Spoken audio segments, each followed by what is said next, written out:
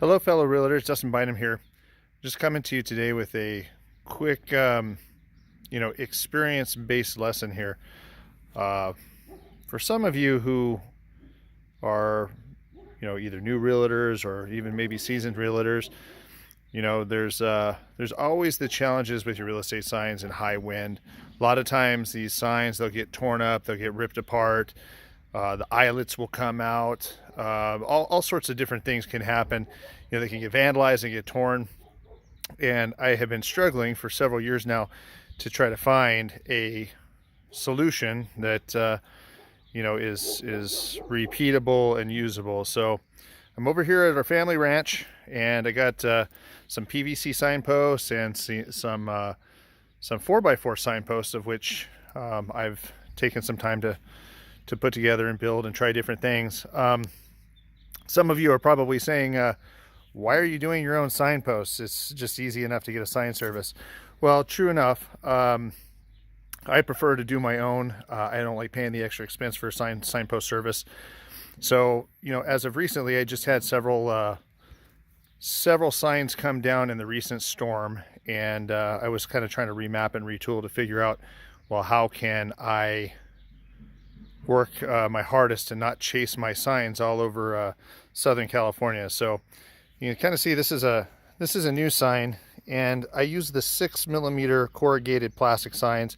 I usually order these from a company like either Vistaprint or Gutprint, and they're easy enough. You can just upload your files right there online, and it keeps the cost of my signage down. I also don't have to turn over my signs to a signpost company and then possibly maybe never get them back, which has happened to me in the past. So I was ordering them with eyelets, right here in the corners, on each side.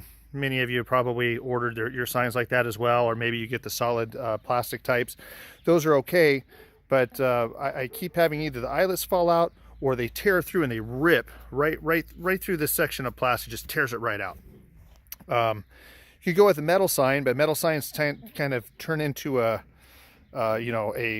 razor blade / sail, and those can wreak havoc as well. So I tend to like the plastic ones. If they rip off and tear, that they're not going to fly into something and scratch it up or cause other damage. So this being the case, recently I tried a new method, and here's kind of the end results. This was tension cable from a chain link fence, and I just wrapped this around a piece of pipe, and you can see it's really, really tough to bend, and used a vise, and I ran it through the length of the signpost. And right here I just kind of terminated by bending the wire around back into the corrugated plastic. And this has worked really, really well for a good couple of months. But this last storm, as it was storming, I went by to check on my signs just to see what was happening. And depending on which sign I had and which orientation of the wind, I got all kinds of different results. So you can see this one's kind of twisted up the plastic on the inside. It started tearing out. I tried just a single loop right here, and this one's kind of busted the top as well. And you can kind of see this one over here, same thing. So these this method is good. I haven't lost any signs, which is good. I don't like paying extra money for signs that I've lost, but you can see it's rubbed up here against the signpost. I found this one was just right where there's mud getting kind of splashed up alongside of a property. It just hasn't been the final solution, I think. So today I have to put out a couple of new signs, and the objective here was to maybe try a brand new one that hasn't been fresh out of the package. So here's a brand new signpost, or a sign, colonial sign, and instead of using this really rigid wire, I'm using banded cable or stainless steel cable. This is a 3/32 cable and a carabiner, so that I can just drill a hole in the ground, slap the signpost in quick, hang it, and be done. Not spend a whole lot of time on it, but make sure it's deep enough in the ground to be secure.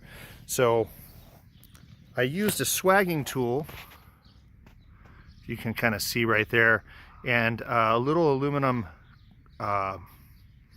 crimp connection, and just created a loop. Then I ran the cable all the way through the length of the corrugated plastic, and then terminate it right here on the bottom. So there's a little bit of a space right here just to give it some gap. Maybe I want to hang a sign writer through there with another set of cables, something to that effect if I wanted to do that. But I just put another terminated connection right here at the end, and I'll use a pair of cutters just to nip these cables off right here at the edge, just so that it doesn't have a sharp edge if I'm moving it or throwing it in the back of the car. So we'll give this a try, see how it works. So far my second version of this is held up pretty well. I just don't like the fact that the wire is bending. It's really hard to set these up. It takes me a good half an hour or so to bend one of these wires, and you know, I need to have heavy cable cutters and some other fun stuff, which probably most of you don't have. So something that's a lot easier to do, just a pair of crimpers and a wire, is maybe a little bit simpler solution. It's also a cheap solution. It's something that you're not going to have to chase down and replace over and over and over again, and hopefully, you know, save you $30–40 on a brand new sign that you lose because of wind conditions. So just a tip and trick of what I'm doing.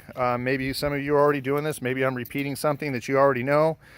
Maybe some of you are just using a sign service. It doesn't really matter. But for those of you who are, you know, do-it-yourselfers, you like putting out your own signpost, this is a solution that has been working for me. And, you know, maybe it could shave off a few bucks of outgoing expenses to vendors if you're looking on trying to keep your costs down on your month-to-month outgoing expenses in the world of real estate. So this is Dustin Bynum. I'm signing off. If you have any questions or comments, go ahead and put your comments in the section below. Give me a like if this was helpful. You might see this post again on our website or our blog posts, YouTube, Facebook, other social media sources that we're on. So best of luck to you. Hope everybody's having a fantastic season in real estate, and we'll be coming at you again soon with another tutorial. Take care.